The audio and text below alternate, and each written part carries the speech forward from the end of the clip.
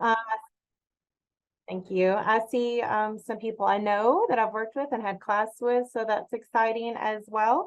I don't know how many of you are like me. It is a snow day here, so I'm here in my office working, but it's been very quiet in the building, which has been kind of nice. So I apologize for my camera. When I set it up, it looks fine if I lean in like that, but if I come back, I look kind of orange, but you won't be looking at me anyway because I have some things to share. So I'm just going to jump in and get started. This is a topic that is very passionate for me, not only as an educator, but as you will hear as a mother as well. So my goal of this session is that when you walk away from this, you'll have a resource you can take back with you to your schools, and also you'll hear some practical tips that you can put to use, and that doesn't feel like just another trauma-informed care training to you. So that is definitely my goal. So I'm going to hop around with a couple of different things today. So I have a session that I'm going to be sharing that is from a training that I have done, but I'm also going to be popping over to this toolkit as well. So I'm just going to introduce myself first really quickly. As she said, my name is Laura Beth Hayes. I just in December graduated from Western with my doctoral degree, so I was very excited about that. And the focus of my study and my dissertation was trauma-informed care, particularly the use of calm down spaces. So you'll hear me reference that a little bit today. As you can see there, that is my husband. He's an educator. He's been a teacher for 22 years. He teaches high school math, and he did have school today, so that was fun, aggravating him a little bit. We like to do a lot of wacky things together as educators and also leaders in our church. I am a first-year principal. I was an assistant principal before at another school at Creekside Elementary, but this is my first year at North Park. We are a school of 650 preschool and kindergartners only. So I know Janora was in here. I know she understands that dynamic. Some others may as well. It's very fun most days. And then those are my children, Alexis, who's about to turn 16, and Jackson, who was adopted from China 11 years ago. So you'll hear me talk about him a lot today. And so what I wanted to talk to you about today is trauma-informed care from a school leader perspective, whether you're an administrator or a teacher leader, what that means and the work that we've already done and where we need to be going, because we've made a lot of progress, but we have a lot of work to still accomplish. And I hope that you'll take away something today that you can take back to your staff. And so I want to jump in and show you this part of the presentation is a little old because I need to update my son's picture there. He has grown a lot in the last 2 years. But that was my son when we adopted him. He was 2.5 in China. And then he is actually now 14. He recently turned 14, so I need to update that. When my son was adopted, we knew that he had some physical limitations with a cleft lip and palate. That was his special need identified in China. What we did not know is that our son had what is called reactive attachment disorder. If you have worked with students in your school with RAD or any type of attachment disorder, you know that it can be very, very challenging. And I'll be honest, I've been an educator for 21 years, and I kind of think in my career as the before Jackson and after Jackson phase, because I have learned so much since being his mother. So many things I wish I could go back and do differently with my kiddos that I had before him.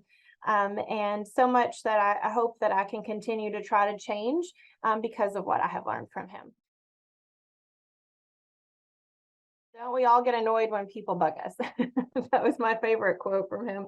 But there are a couple people in here who actually have known my son for a long time, and they could help attest to how much he has grown and changed over the years. My son was an EBD student from kindergarten until 6th grade. Multiple times had to be restrained at school, had to take him out of school and leave. My husband and I have been all over the country seeking help. We have been out west. We've been to Florida. We have had a team from Chicago live in our home.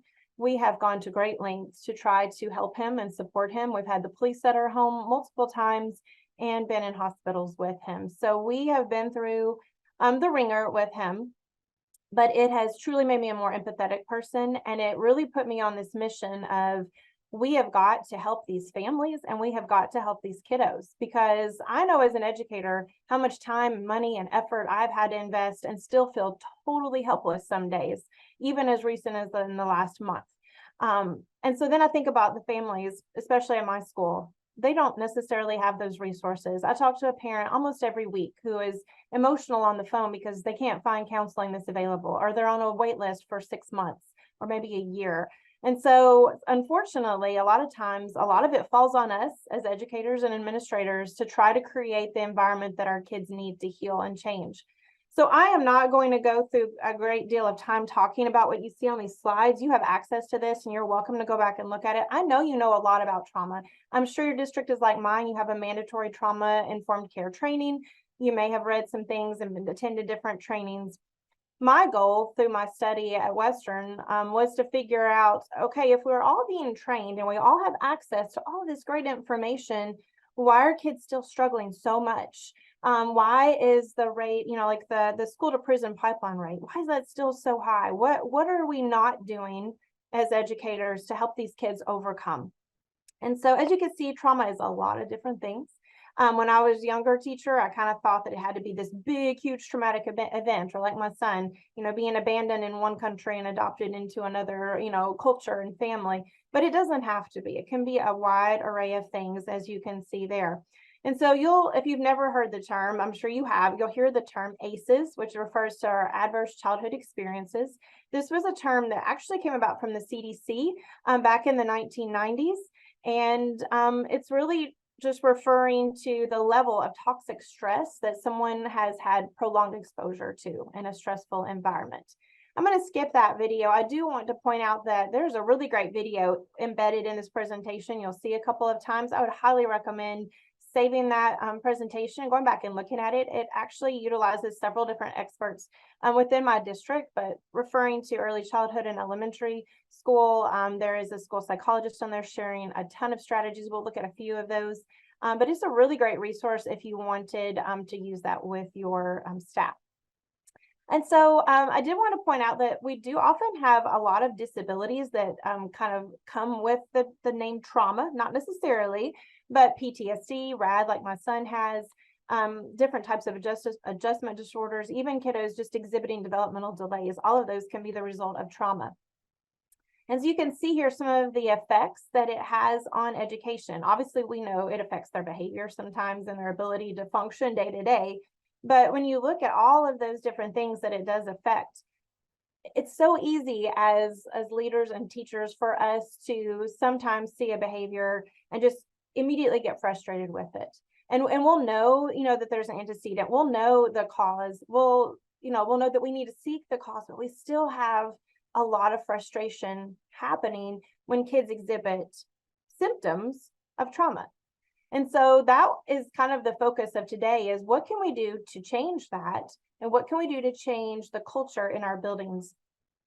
And so when I think about, for example, my son, one of the things that he still really struggles with is a lot of physical reaction. If he is nervous, he'll be all over a chair, in and out of it like this, on the floor, sniffing, picking his nails, chewing on his nails, tapping his feet. You can visibly see when he is feeling stress. And it's not necessarily in a moment of, like, for example, he had all district band auditions, did fine with that. But then he had a harder time when he was having to have a conversation with an adult at his school. So lots of different reactions in these kiddos. And it's important for us to look at them and take the time to recognize, how is their body reacting? How are they physically and emotionally reacting to something that might be stressful to them? There's a lot of historical context for what we're talking about today. I know when I was trained 21 years ago in college, we never talked about this, ever. We had maybe one class in classroom management, one class in special ed, but never talked about trauma. And a lot of it really stemmed from things that have happened socially, with the social justice movement, with the medical community kind of pairing with the educational community in the 90s, looking at data from a lot of the school shootings that started in the 90s as well. So there was a lot of different groups and factors that came together to say, hey, what is going on with our kids and their minds, and what can we do about it? And it really is a problem. If you had asked me 10, 12 years ago, I probably would have been like, yeah, I think I have a few kids But this statistic is from 2012, which would be much higher now because of the pandemic and everything post-pandemic. But when you're thinking about half of your class or half of your student population that has experienced trauma, there are going to be effects in your school, and it's going to affect not just your students, but it's also going to affect your teachers. And so I'm going to skip ahead because I just have several things I want to share with you today in a short period of time. But I do want you to think of something. Think about when you pull up at maybe an intersection and someone pulls out in front of you, or you pull up, like this morning I was headed to work and there was a wreck and the police had the road shut down, and or if you're at a construction zone and you're like, oh my gosh, I'm late, I've got to get to work. Think about how you feel in that moment for a second. Like you might feel really annoyed or stressed, or like, I gotta go. And then think about what you do as an adult who functions, hopefully from a healthy place. You calm down, you realize there's nothing you can do about it, and then you might have your moment just for a second, and then you wait it out. That's because we are able to regulate ourselves. But a kiddo who is coming from a trauma background, they have that feeling that you and I have when somebody pulls out in front of you and you're irritated for 2 seconds. That's how they're feeling for prolonged portions of their day. And I just want you to think about how dysregulated that feels in your mind, and just to get a sense. So when my son blew up because somebody cut in front of him at the water fountain, it wasn't about the water fountain. It was about his dysregulated state. And so I just want you to think about regulation. Think about your kids and their ability to go, wow, I'm really mad right now, or I'm really up here elevated with my motor, or whatever tool you want to use to describe that to them. And then how do we bring them back down to that rational, reasonable state? And so much of this happens when they are not given tools when they're little. And that's why I'm very passionate about, especially our earliest childhood kiddos, teaching them tools, teaching them strategies, teaching them to recognize their emotions, how to shift their feelings and their brain. Because if they don't learn it when they're young, chances are they're going to be stuck in those bad patterns for a very long time. Can even start when they're babies. My son was in an orphanage and just kept in a crib most of the time. He was not picked up when he was crying and patted or rocked. And so he didn't develop an ability to regulate himself. And so many of our kids are experiencing that as well. And so the goal of trauma reform in schools, as educators, leaders, administrators, whatever your role is, we kind of have 3 goals here that you can see. One is we want to learn how to appropriately respond ourselves. And if you look historically as a school system, we have not always done the best with that. When you look at how many kids end up in, a pattern of violence, and look at statistics with, suspensions and expulsions, and especially disproportionate numbers with our minority population, there's a lot there that we maybe unknowingly or inadvertently did wrong. And so there's a lot that we need to learn to appropriately respond in a crisis. We need to improve our discipline practices, as I was just saying, so that we're more equitable and effective. And then we need to improve teacher efficacy. That is one of the biggest problems, is our teachers, I truly believe, want to do what is best. They want to help our kids. They want to help them not struggle, but they don't know what to do. And one session of a trauma-informed care training, or even one 3-hour training, it's not enough. They do not feel equipped, and they do not feel prepared to be able to help these kiddos. And we'll touch upon that quite a bit here in just a minute. And so I have this toolkit that I'm going to be sharing with you. And as we go through it, I'm going to share some things that I hope that you'll be able to take back. You have a copy of this. I am more than happy, if you would like an editable version, I'm more than happy to share that with you as well, if you want to take any of it and tweak it. I really wanted this to be something you can take and that would help you. And so I wanted to share with you how teachers feel. So that was the first thing that I did for my doctoral study, is look at how do most teachers feel about working with kids with these trauma behaviors and backgrounds. And so you can see here, most people have a good attitude about it, but they just don't know what to do. There's a lack of consistency. They feel like they have awareness, but they don't have strategies. They feel supported by their admin, but they still don't know what to do but call them. So they know that that's not necessarily the best strategy, but they don't know what else to do. They felt like that maybe they need to connect more to their caregivers. They feel like they don't have resources in their classroom. these are responses I got not just at my school at the time, but I actually did a cohort study with all the elementary schools in my district, and we're a pretty large district. And I looked at other resources and research online, but this is what the vast majority of teachers in my district in Hardin County said. And so I looked at that and thought, okay, well, if that's how they feel, then what do we need to do to help people feel more confident?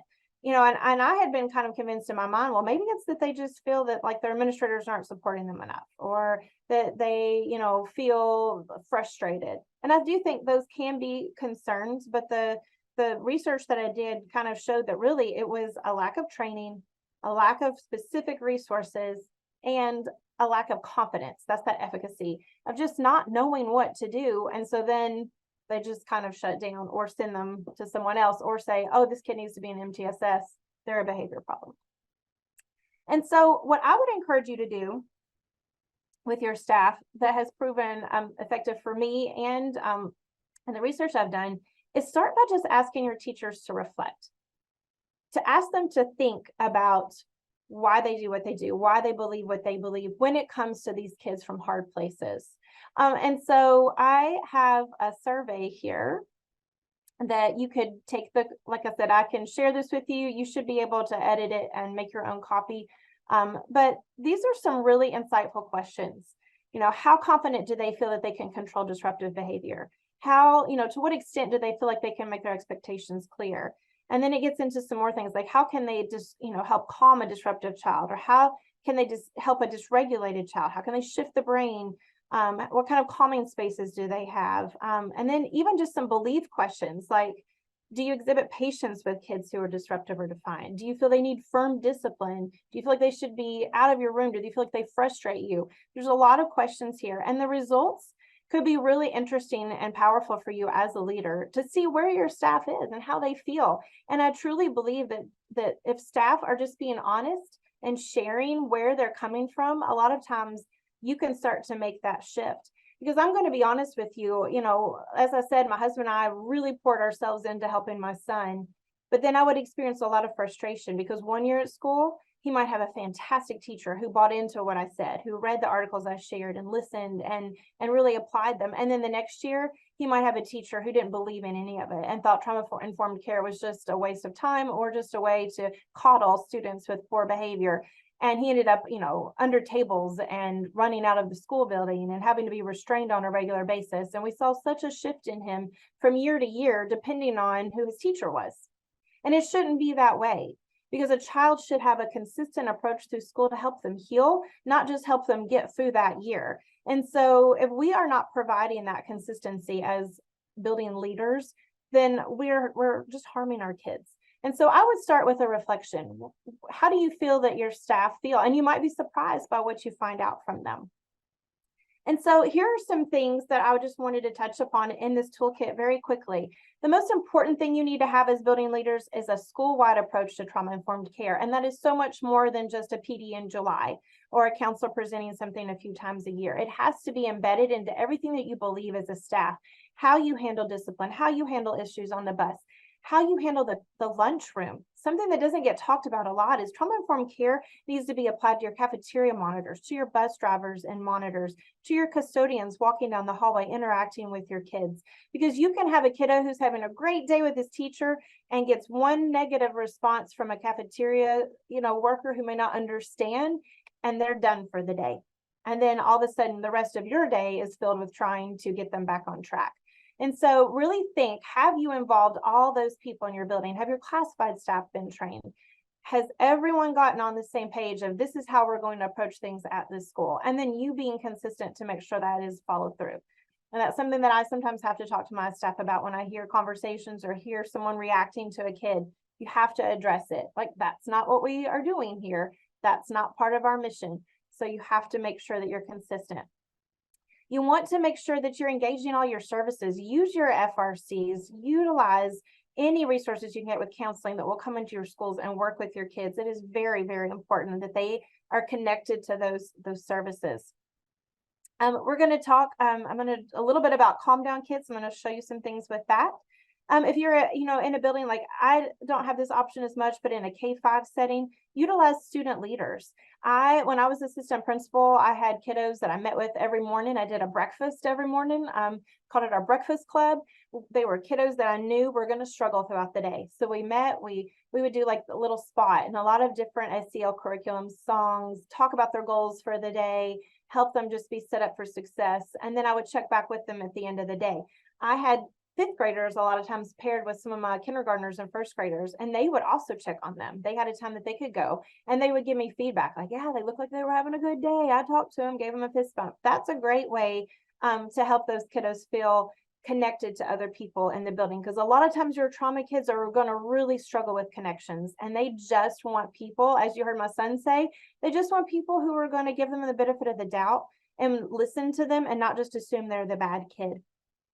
You want to make sure you have a strong PBIS approach in your school, that everything is not punitive, that you're encouraging positive behavior and you're talking about it all the time and reinforcing and modeling and reminding. My son, as I said, was an EBD student for years, and I kept thinking, when is it ever going to click? He's hearing this over and over and over. But I actually got a text this morning. He just came back from the middle school beta convention, and his sponsor was like, oh my gosh, Jackson saved the day. He came up with this great idea. And she said, I was stressing out myself, and he told me to breathe. And he gave me a suggestion, and I was like, who is this kid? But it really will click. But for some kids, it might take years of consistency and them hearing those PBIS phrases over and over. You also want to make sure that you have common norms, that, we don't just say that we have these, approaches as a school, or these are our school rules, but then when someone closes their door, it's very different from one room to the next. And that's where you as a building leader can ensure that that happens. It's little things that you do as far as talking whole school or your assemblies or your daily announcements, but a lot of it really is the feedback that you give staff when you get into their rooms or you walk through the cafeteria, you go to specials, and you see how they're truly interacting with your kids, and it's not just something that's hanging on a poster. You also want to make sure that you're informing parents. This is an area where, I'm very sensitive, because I know I was very guilty in the past of thinking that if a kid struggled with their behavior or their trauma response at school, that it's because they were from a bad home or that their parents were not doing a good job. I know I had that attitude when I was 22. And I have learned that was woefully wrong. But think about the parents. If the child is struggling this much at school, they're likely struggling at home too. And these parents may feel overwhelmed and frustrated and depressed, and they may feel that they've hit a wall every time they've tried to get help. I know my father-in-law recently passed away, and my son really struggled after that for several weeks. And I just sat in my car crying one day because I called 4 or 5 places, and I really didn't have many options other than to just pull him out of school and put him in institutionalized care, which was not what he needed at the time. And so keep in mind that your parents, they want to hear from you, not just every time something's going wrong, but they want to hear that you're really trying and your school's trying, and that they understand it's a struggle, but we're all surrounding this kid and we're going to try our best to help. And so include them in the process, good, bad, frustrating days, tell them about the successes, but keep parents a part of that process.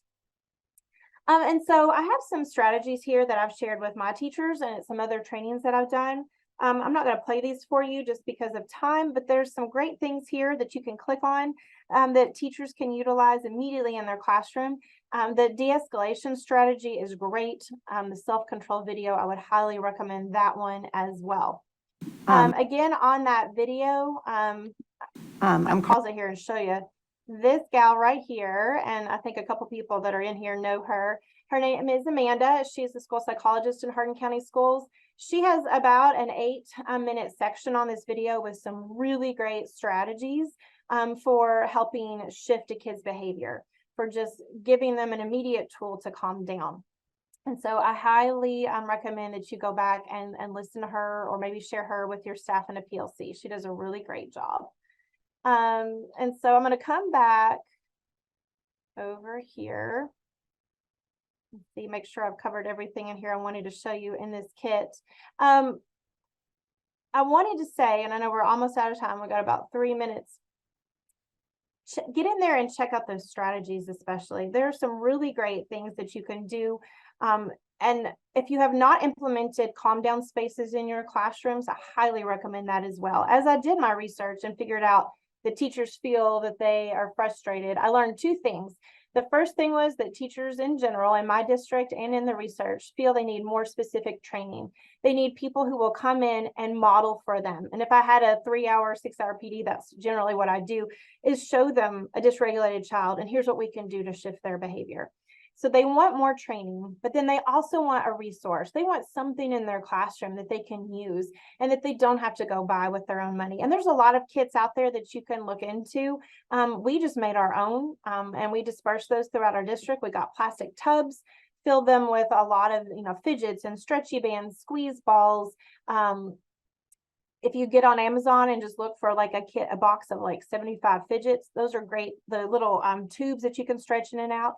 We printed breathing cards, put them on a ring, laminated them, had those in there. And then I had reflection sheets as well. And the teachers really appreciated the kits. I've gotten a lot of feedback from different schools in our district, just having a space and a resource to say, hey, I can tell you're feeling a little dysregulated right now.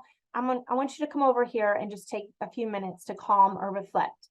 And that's going to happen if you started at the beginning of the year and you really teach your students as a whole class, like, hey, this is our approach. We're going to have friends in here that get frustrated. Some of them are going to get frustrated when they're reading. Some might get frustrated when we have, recess or we have some type of activity, but we're going to help each other through that frustration. And you model how to use the kits and you make it an everyday part of the class. So it's not, oh, you're in trouble, go to the calm down space. You've got to catch it before that. And so the research shows that having those spaces drastically improves student responses, but it also improves teacher efficacy because it gives those teachers a confidence that, hey, I can help this kid learn to regulate and I can help shift their behavior. And I'll be honest, the hope that we have for a lot of these kids is if we can teach them regulation, because if they can regulate themselves, then they're going to be able to apply that into their teenage years and adulthood. And hopefully change the trajectory that many of them are on because of the trauma they have been through. So those are the resources that I have for you today.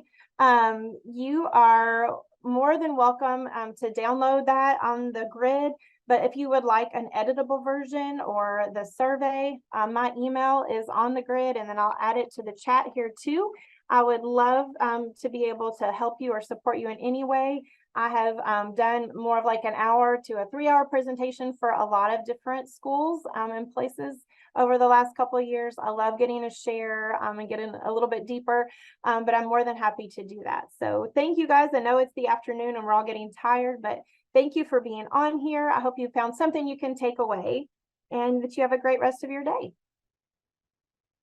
Thank you.